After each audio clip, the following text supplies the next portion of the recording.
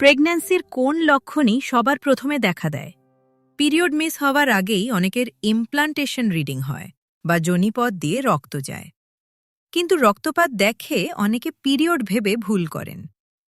তাহলে আপনি কিভাবে বুঝবেন কোনটা পিরিয়ডের রক্ত আর কোনটা প্রেগন্যান্সি পরে ইমপ্লান্টেশন ব্লিডিং? আমি 5টা পার্থক্য বলে দিচ্ছি।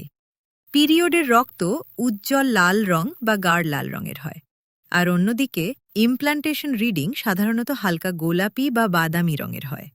ইমপ্লান্টেশন সাধারণত অল্প পরিমাণে হয়, অন্যদিকে পিরিয়ডের রক্ত অল্প পরিমাণ দিয়ে শুরু হয়, কিন্তু আস্তে আস্তে রক্ত পাতলা ভারী হতে থাকে। ইমপ্লান্টেশন ব্লিডিং কয়েক ঘন্টা থেকে 3 দিন পর্যন্ত হতে পারে।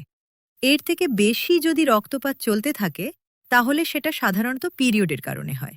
চাকা চাকা রক্ত পিরিয়ড হলে যেতে পারে। সাধারণত ইমপ্ল্যান্টেশন দেরি হলে চাকা চাকা রক্ত যায় না।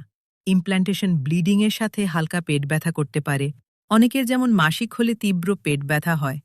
ইমপ্ল্যান্টেশন ব্লিডিংয়ে সাধারণত পেট ব্যথা ততটা তীব্র হয় না।